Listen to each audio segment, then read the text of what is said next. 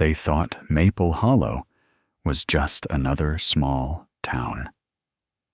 Until one German shepherd stood between evil and an innocent soul. What Buddy did that day didn't just save a life. It awakened an entire community's faith. This story will forever change how you see courage, love, and divine protection. If you think you've seen every kind of miracle, wait until you hear how God used one loyal canine to turn fear into hope. Don't forget to like, share, and subscribe, and tell us where you're watching from.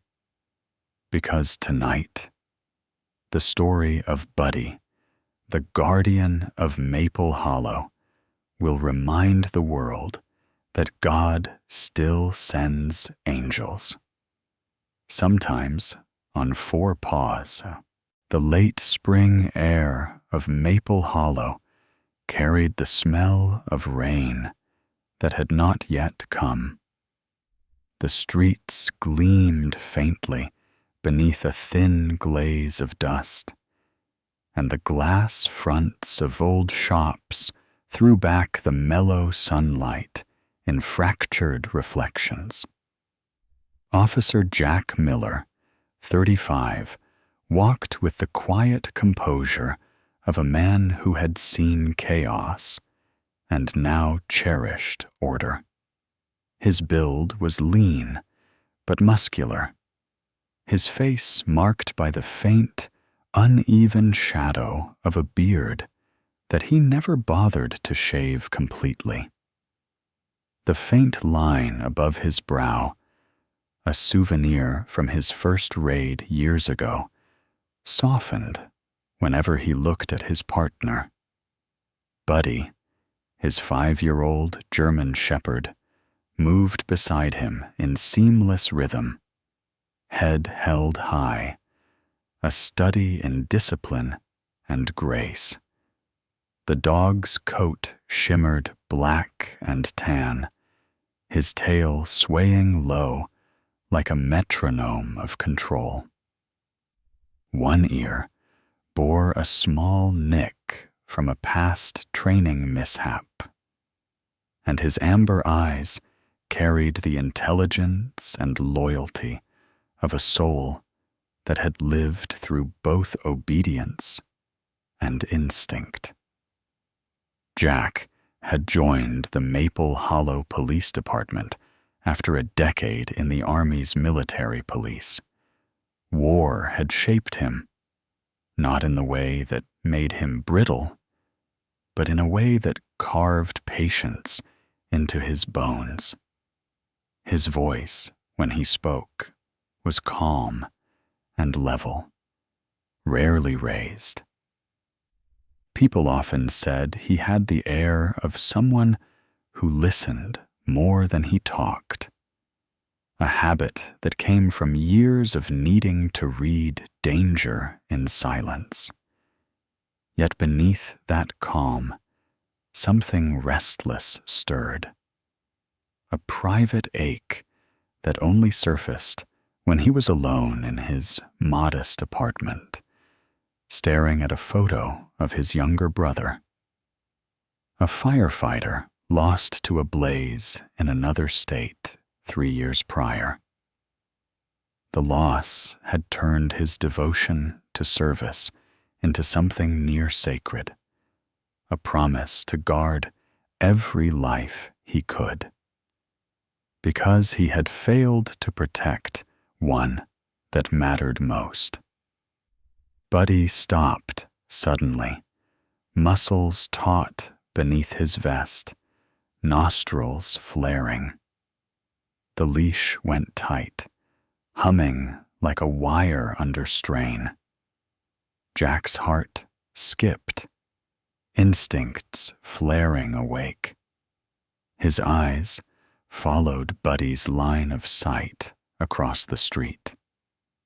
A man in a brown jacket was leading a frail, elderly gentleman. One hand clamped on the old man's arm.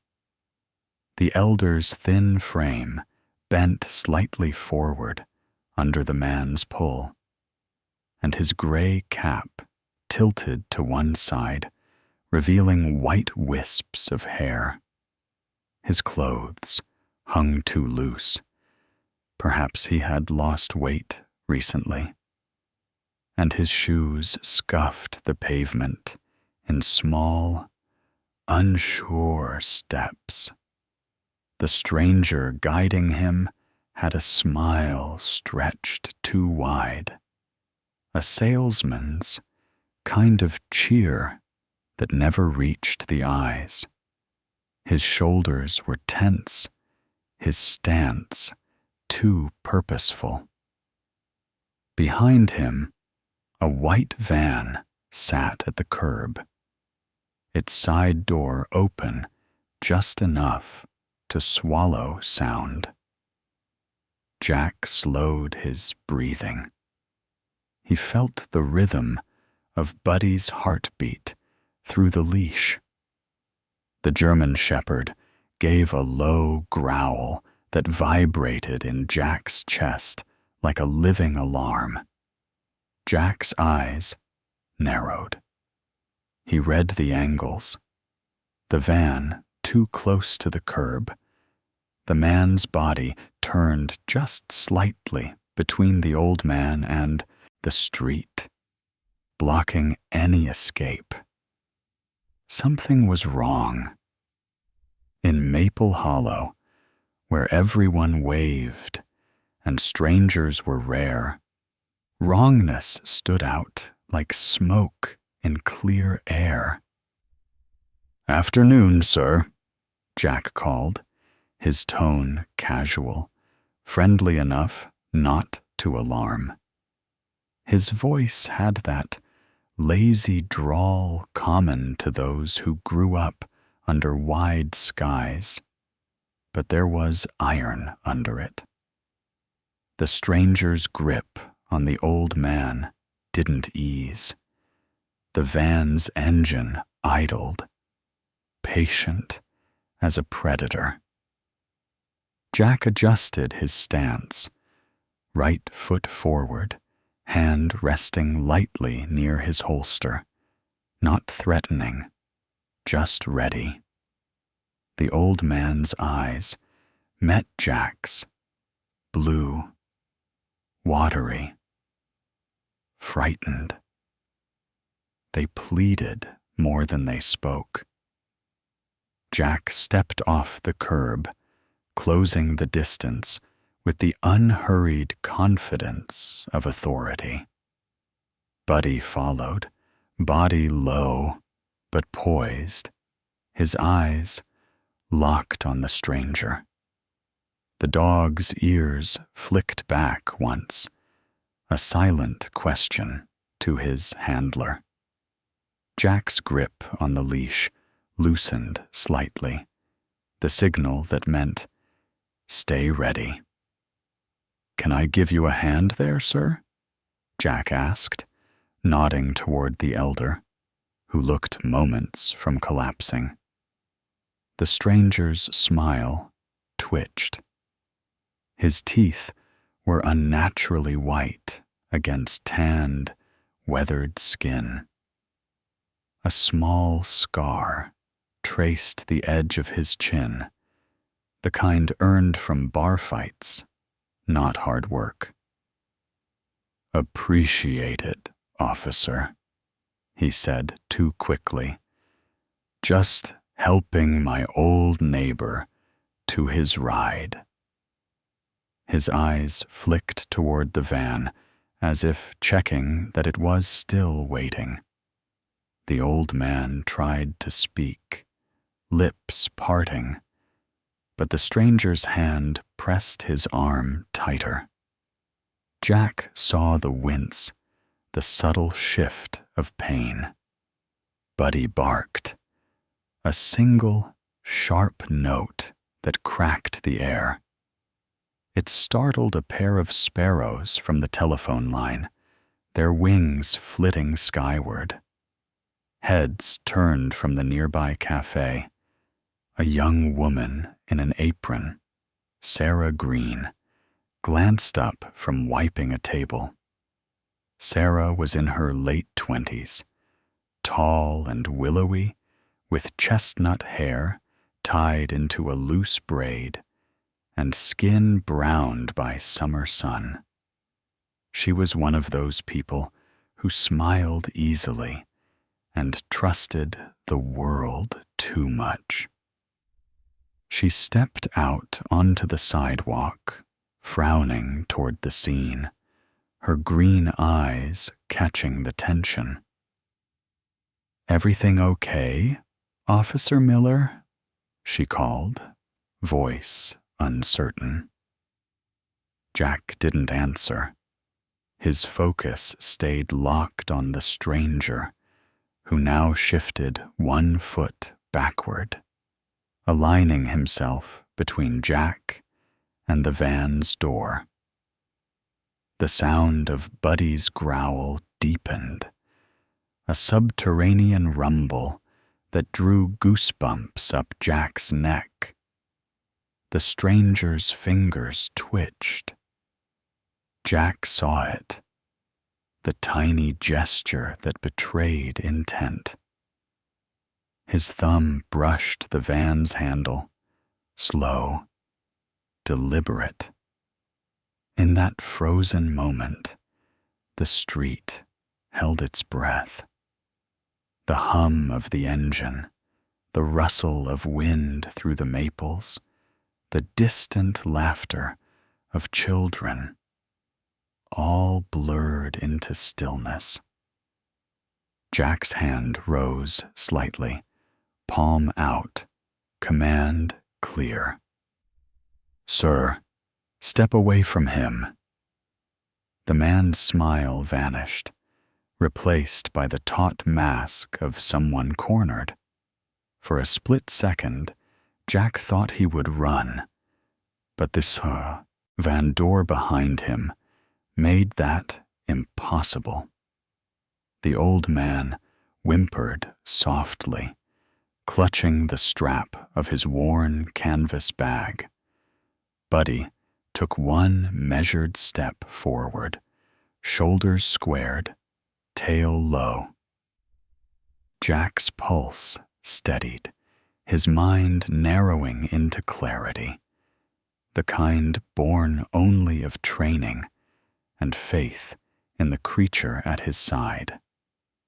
And then the stranger moved, too fast, too close. Buddy lunged, leash whistling through Jack's grip as the German shepherd positioned himself squarely between the men. The dog's body was a living wall of muscle and purpose, his bark exploding through the quiet like the breaking of glass. The van's door shuddered as the driver inside startled, slamming it shut. Jack's voice cut through the chaos, sharp and absolute. "Buddy, stay!" The dog froze, teeth bared but restrained. The stranger stumbled backward, tripping over the curb, his mask of charm completely shattered. Jack stepped forward, eyes blazing with controlled fury. "Sir, I'm going to need you to explain why this gentleman looks terrified." His hand hovered near his radio, even though he knew the signal would fail. The old man, still trembling, managed to whisper, "He's not my neighbor." The truth hung heavy, the kind that changed the air itself. Jack's jaw tightened, Buddy's growl hummed like distant thunder, and the van's engine sputtered uncertainly. The quiet little town of Maple Hollow no longer felt safe. It felt like a battlefield waiting to reveal its first casualty. And under that unforgiving sun, Officer Jack Miller and Buddy took their first step into the storm that would test them both. The sun had shifted behind a bank of thin clouds, dimming Maple Hollow's calm into a hush that felt too fragile to touch. Officer Jack Miller kept his stance squared, his right foot half a step ahead, one hand steady near his holster. The stranger's claim, "He's my uncle," hung in the air like a cheap perfume. The old man's denial trembled just as softly, yet it carried the unmistakable weight of truth. Buddy, alert and silent now, adjusted his footing, his tail lowering in warning. The German shepherd's eyes tracked every twitch of the stranger's hands, and a low vibration built in his throat, a sound Jack had learned meant he was reading something deeper than any human could see. Around them, the street's rhythm faltered. A teenage boy in a gray hoodie, earbuds dangling loose, stopped his skateboard mid-roll, curiosity lighting his freckled face. From the nearby coffee shop, the barista, Eddie Lopez, leaned against the doorframe, spilling milk foam onto his apron. Eddie was in his late 20s, short and wiry, with dark hair that curled at the nape of his neck, and a small tattoo of a coffee cup on his wrist.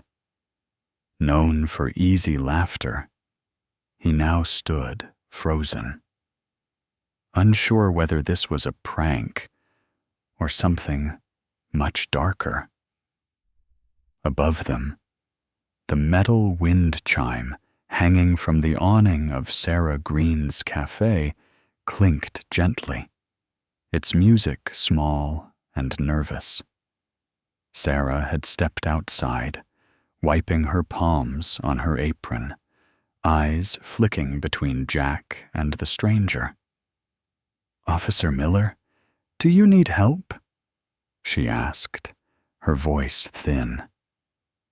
Jack didn't answer. He couldn't afford to break focus. His radio hissed weakly, static replacing words.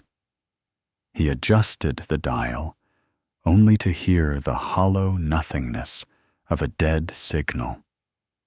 The thunderstorm that had rolled through the night before had fried half the communication towers in the county. Backup units were still on the far side of town. For now, it was just him, Buddy, and the kind of silence that preludes violence. Jack's ribs ached, a ghost of an old injury from a training fall years ago. He touched his side reflexively, and Buddy leaned gently against his leg, as if to anchor him. "Steady, partner," Jack murmured. The stranger's eyes darted toward the van, its engine rumbling low, exhaust snaking faintly across the pavement. "He gets confused," the man said quickly. "Sometimes he thinks everyone's out to get him. Right, Uncle Frank?" He gave the old man's arm a little shake, too rough for comfort. The old man, his name still unknown, flinched, but didn't speak. Jack's jaw flexed. "Sir, let him go," he said evenly, stepping sideways to block the man's line of retreat. He felt the leash tighten again. Buddy had moved without command, forming a perfect barrier between the stranger and his supposed victim. Jack's training kicked in. Body angled, knees soft, eyes locked on the target's center mass. He could smell the metallic tang of engine fumes and the faint sweat rolling off the stranger's neck. The man shifted, pretending to adjust his grip, but his left foot edged backward, heel scraping concrete. Jack saw it. The feint. "Buddy, watch," he ordered softly. The shepherd responded instantly, his stance widening, his front paws planted like twin anchors. The man lunged, not to attack, but to retreat. He yanked the old man toward the van. Jack's voice cracked through the air. "Stop!" The command came too late. The van's driver, a shadow behind the tinted window, revved the engine sharply. Buddy moved first. The dog slammed his shoulder into the stranger's hip, forcing him to stumble sideways and lose grip of the old man. The leash sang against Jack's glove as Buddy held his ground, teeth bared, but controlled, his bark erupting like thunder. The van's engine sputtered, then stalled as the driver panicked, gears grinding. Jack advanced, drawing his taser, not his gun. He didn't need bullets. He needed clarity. "Hands up!" he barked. The stranger froze, chest heaving, palms half raised. The old man staggered toward Jack, his voice trembling. "He said my daughter sent him to pick me up, but she's been gone 10 years. A soundless pause spread through the street. Sarah gasped, hand over her mouth. Eddie's coffee cup hit the ground and shattered. Jack's pulse steadied again, each beat lined with steel resolve. "It's over," he said quietly, but he knew it wasn't. Not yet. His radio crackled suddenly to life, a burst of distorted sound. "Unit 3, copy, suspect van, repeat, possible connection. Same description near Pine Avenue yesterday." Jack's heart dropped. So this wasn't a one-off. Someone had tried this before. Buddy growled softly, his gaze flicking toward the van like he could already see the path the next danger would take. Jack took one deep breath, gripping the leash tight. "Not today," he whispered. The clouds thickened above, dimming the light to gray. The stranger's fake smile had vanished, leaving behind something feral in his eyes. And as Jack placed the man in cuffs, the realization hit like a second storm. This was no random act. It was the beginning of a pattern. Buddy stood beside him, unshaken, breathing hard, his golden eyes calm and resolute. The old man clung to Jack's arm for balance, whispering a single, broken line. "If you hadn't stopped him, I'd be gone." Jack nodded, but didn't reply. The truth sat heavy in his chest. The cost of hesitation could have been a life. Rain began to mist across Maple Hollow's main street, soft and uncertain, as if the sky itself hesitated to disturb the quiet after chaos.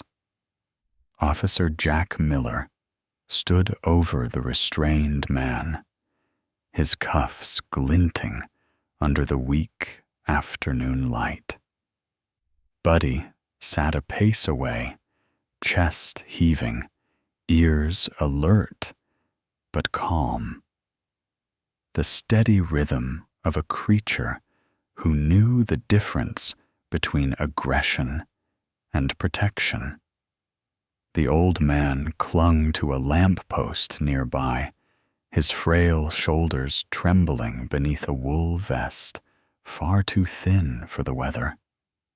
Jack's breath was measured, every instinct still buzzing, his eyes flicking from the van's open door to the slick curve of oil that trailed away like a snake disappearing into brush. He bent down, voice level. "Name?" The man's glare was defiant, his jaw squared beneath a day's stubble. He looked mid-40s, the kind of weathered face built by hard work or harder choices. Lines etched deep around the eyes, a mouth that seemed to smirk even in defeat. His grayish-brown hair clung damply to his forehead, and his hands bore faint grease stains, nails bitten low. "You've got the wrong idea," he muttered. "Just trying to help an old-timer." Jack's tone stayed flat. "Help him into what? A van full of zip ties?" He gestured toward the open vehicle, where Buddy now sniffed cautiously. Inside lay a folded wool blanket, a crumpled grocery flyer, and that sheet of paper, a printed list of names and addresses, all handwritten beside notes like "Lives Alone" or "Window by Driveway." Jack folded the list into a plastic evidence bag just as a patrol car's siren wailed distantly, growing louder. Within minutes, a black and white cruiser pulled up, tires crunching against wet gravel. Officer Nina Rodriguez stepped out first. She was in her early 30s, medium height, athletic frame, her dark hair tied into a tight bun that gleamed under the drizzle. Her olive skin glowed with that restless energy of someone who hated bureaucracy but lived for the rush of the job. She had joined the force after losing her older brother to a robbery gone wrong, and it showed in her intensity, never fully trusting calm, always ready for the next storm. "Heard the call went dead," she said, her voice clipped. "Figured that was bad news." Jack nodded toward the suspect. "Tried to take him, caught red-handed. Check the van." Nina signaled her partner, Officer Tom Hensley, to start photographing the scene. Tom, in his late 40s, tall and slightly stooped, had the kind of steady demeanor that came from 2 decades of night shifts and bad coffee. His thinning blonde hair and crow's feet framed eyes that saw too much, yet judged too little. He moved with quiet precision, saying nothing as he clicked his camera shutter in rhythmic bursts. Buddy sniffed along the curb again, his tail low, following the faint oil trail that curved toward the alley behind the bakery. Jack noticed it and crouched beside him. "You got something, pal?" Buddy's nose twitched. He looked back, then forward again, body stiffening. Nina followed his gaze. "You think there's another van?" she asked. Jack's tone darkened. "I think this one wasn't alone." The old man, still trembling, spoke up. "He told me his name was Ryan. Said my daughter sent him. But she passed years ago." Jack looked at him carefully now. "What's your name, sir?" "Walter. Walter Hayes," the man replied, his voice catching. His face, deeply lined, carried that soft exhaustion of age, the kind earned not by work, but by living through loss. His eyes, pale blue and rimmed red from tears, met Jack's with wordless gratitude. Jack put a steady hand on his shoulder. "You're safe now, Mr. Hayes." Buddy made sure of that. Buddy's tail gave one restrained wag, as if acknowledging the compliment, but preferring the evidence trail to sentiment. From behind them, Nina called out, "Jack, you should see this." She held up a second paper from the van's glove box, a folded map with red dots marking streets across Maple Hollow. "These addresses," she said, "match the list you found. This wasn't random." Jack's gut tightened. "Looks like someone's hunting patterns. Same type of targets, same time of day." The suspect twisted on the ground, his voice breaking into mock outrage. "You can't prove anything. I didn't touch him." Jack crouched beside him again, voice calm but edged. "You almost did. And you're not working alone. So you might want to start talking before whoever left that oil trail decides you're expendable." The man's jaw clenched, but his eyes flickered, just once, toward the alley. Buddy saw it too, ears swiveling. Rain thickened, cold and steady. The crowd had thinned, but Sarah still stood by the cafe window, her expression pale and tense, clutching her apron to her chest. Jack gave her a nod, a silent reassurance, and turned back to the van. The wind carried the faint metallic scent of the storm mixing with oil and fear. He exhaled, slow, steady, grounding himself in the presence beside him. Buddy pressed against his leg again, eyes unwavering, ready for what came next. Jack knew that the night ahead wouldn't end with paperwork. It would end with answers, and maybe more danger than this quiet town had ever known. The storm came rolling in before dawn, heavy and relentless, its thunder crawling across the valley like a beast that had lost its way home. Inside Maple Hollow's small police station, the yellow lights flickered against the rain-streaked windows, throwing jittering reflections across the walls.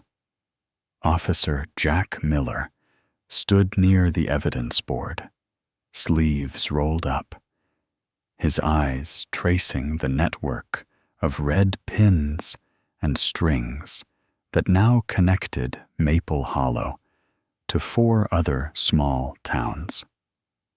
His jaw was tight, his unshaven stubble catching the glow of the desk lamp. The exhaustion in his face wasn't from hours awake. It was the weight of knowing this wasn't just one criminal. It was a system, a pattern that had existed long before he'd stumbled onto it. Buddy lay by his boots, his head resting on crossed paws, the steady rise and fall of his chest keeping time with the hum of the building. His fur was still damp from the earlier chase, the faint citrus scent of the cleaner trail clinging to his nose. Jack reached down to scratch behind one ear, feeling the subtle tremor of tension that still hadn't left the dog's body. "You and me, partner," he muttered. "One more round." Detective Caroline Myers entered then, a woman in her mid-50s with sharp cheekbones, chestnut hair streaked with silver, and a voice that carried the calm of experience and the edge of impatience. She had been in Maple Hollow barely 6 months, transferred from the city after leading a missing persons unit. Her tailored blazer hung slightly off one shoulder, evidence of long days and short nights. Caroline's reputation was built on persistence. She once spent 3 years tracking a trafficking ring across 3 states, and though she'd cracked the case, she'd lost a partner in the process. That loss had carved a quiet ache into her manner. She no longer raised her voice, but her words cut with surgical precision. She studied the board silently before saying, "Our suspect, Ryan, broke easier than I expected. He named 2 others, 1 driver, 1 spotter. Both men used burner phones, no addresses, just drop sites." Jack's eyes didn't leave the board. "And the van's oil trail?" Caroline slid a file toward him. "Traced to a rental shed on the north edge. Belongs to a man named Jared Quinn, 43, ex-delivery driver, fired last year for stealing company fuel cards. No priors beyond that, but he's clever enough to hide. He's been moving between counties under fake names." Jack glanced at Buddy, who had lifted his head, ears twitching at the sound of Quinn's name. "We take him tonight," Jack said. Caroline nodded once. "Rodriguez and Hensley will back you. I'll run command." The rain intensified by the time they reached the property. An old rental house crouched behind overgrown hedges at the edge of town. The power lines overhead swayed and crackled. Nina Rodriguez adjusted her vest, rain dripping from the brim of her cap. "No?" Lights inside," she whispered. "Either empty or waiting." Jack moved closer to the window, his silhouette outlined by flashes of lightning. He caught the faint glint of metal near the door handle, a trigger wire. "Booby trap," he murmured. "Non-lethal, maybe, but they're expecting us." Buddy's nose twitched, his breath fogging in the damp air. He gave a short, low growl, signaling movement inside. 3 cents, Jack said under his breath. "One's been here long, too fresh." Tom Hensley shifted his stance behind them, his calm voice steady. "Then we move before they scatter." Caroline's voice came through the earpiece, calm but firm. "Go quiet, confirm, then breach." Jack crouched, patting Buddy's side. "Track and hold." The shepherd slipped into the darkness like smoke, muscles coiling. His reflective harness strip glimmering faintly as he disappeared around the side. The next seconds stretched thin. Then a crash, a shout, and the door splintered open. Jack and Nina surged through. Inside, 3 men froze mid-motion. One reaching for a radio, another fumbling with a duffel bag, the third climbing toward a laddered window. "Police!" Jack barked, voice cutting through the storm. Buddy struck first, slamming the man at the window into the floor. Teeth locked on his sleeve, but never breaking skin. Nina tackled the driver as Tom cuffed the spotter. Jack yanked the duffel open. Inside were multiple IDs, cash, and a folder of surveillance photos.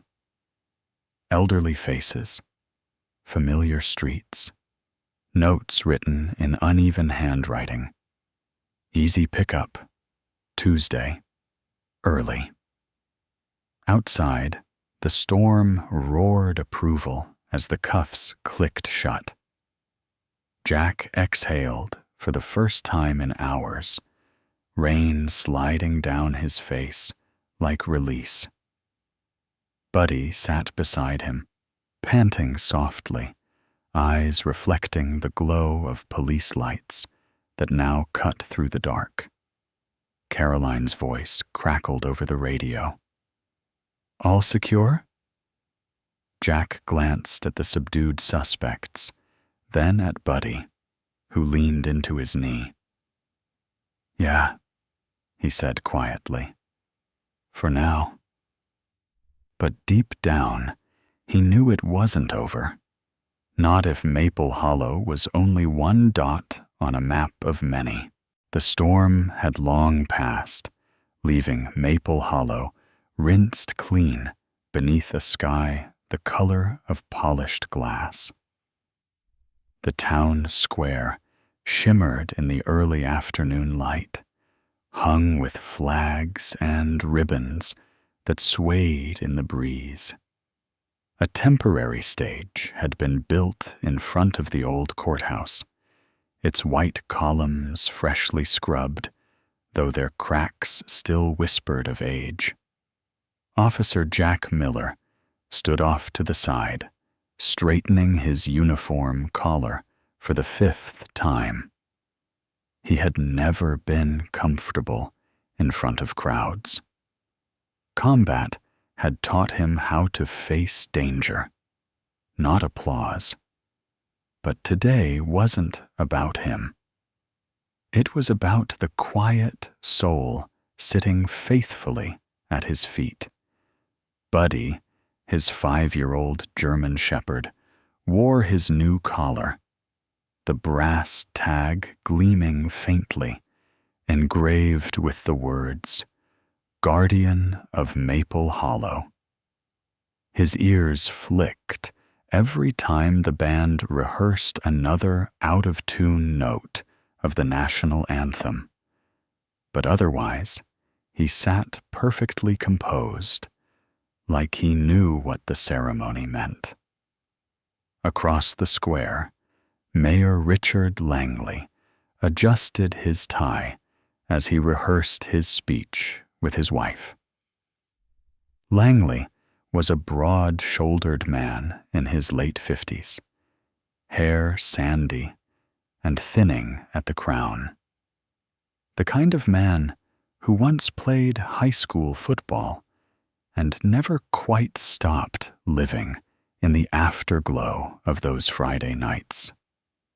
His hands were large, his handshake too firm, and though his voice carried authority, his heart leaned toward showmanship.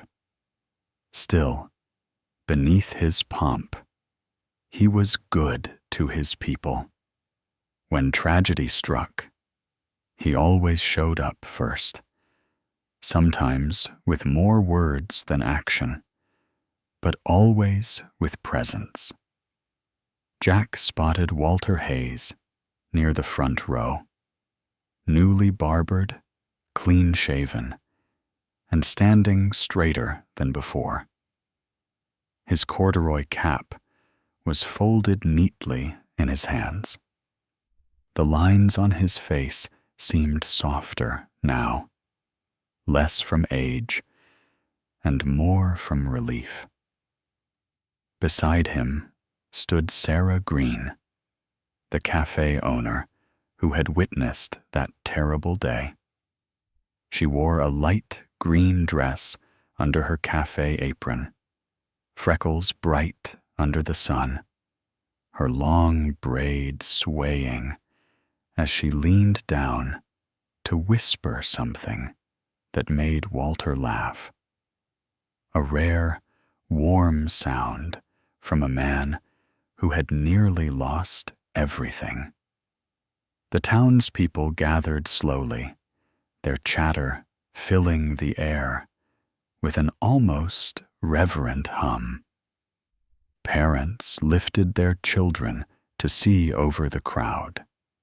Retirees from the nearby nursing home sat in folding chairs, clutching small American flags.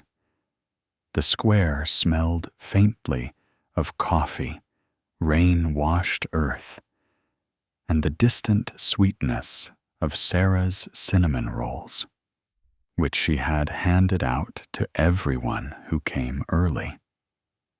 When the ceremony began, Mayor Langley stepped up to the microphone, his voice booming with confidence. Today, we celebrate courage, not the loud kind that comes with medals, but the quiet kind that walks beside us every day. He gestured toward Jack and Buddy, inviting them to the stage. Applause rippled through the crowd, building like a tide. Jack hesitated, then placed a hand gently on Buddy's back. "Come on, partner," he whispered. Buddy rose gracefully, his gait steady and purposeful. Langley reached down, pinning the brass tag onto Buddy's collar himself. "For bravery and service beyond duty," he declared, his tone formal, but his eyes kind. The crowd erupted into cheers. Walter Hayes wiped at his eyes discreetly, while Sarah clapped so hard her palms turned pink. When the mayor stepped back, Jack found himself standing at the microphone, the attention he hated most. He cleared his throat, his voice rough but sincere. "He's the brave one," he said, looking down at Buddy. "I just try to keep up." The crowd laughed gently when Buddy sneezed into the microphone, shaking his head like he disagreed. Laughter rolled through the square, light, healing laughter that stitched invisible wounds. For a town that had been living in the shadow of fear, this was a kind of rebirth. Jack exhaled and felt, for the first time in years, a small piece of peace settle in his chest. He glanced toward the horizon, beyond the rooftops, the fields, the quiet roads Buddy loved to patrol, and silently promised to keep them safe, both man and dog. As dusk fell, porch lights glowed across Maple Hollow, one by one, like candles of gratitude. Some burned longer that night, not from fear, but from remembrance. Jack sat on his porch later, Buddy's head resting on his knee, the brass tag catching moonlight. The town had chosen to remember courage not as a single act, but as a way of living. Jack smiled faintly, watching Buddy's paws twitch as he dreamed, maybe chasing wind through fields, maybe coming home again and again. For the first time in years, Jack slept without nightmares. Sometimes miracles don't come with thunder or light from the heavens. Sometimes they come quietly, on four paws, through loyalty, through courage that refuses to look away. Buddy reminded us that God's protection often walks beside us in forms we don't expect. A faithful friend, a kind stranger, a simple act of compassion that turns darkness into light. So, if you've ever doubted that goodness still exists in this world, look closer. It's there, in the neighbor who checks on the elderly, in the officer who stays one more hour on patrol, in the dog who refuses to give up when life turns cold. Because faith isn't just what we pray for. It's what we choose to live out every single day. If this story touched your heart, share it with someone who needs a reminder that miracles still happen. Leave a comment below. Tell us where you're watching from, and subscribe for more stories of faith, courage, and second chances. May God bless you, your family, and every soul that walks beside you in this life.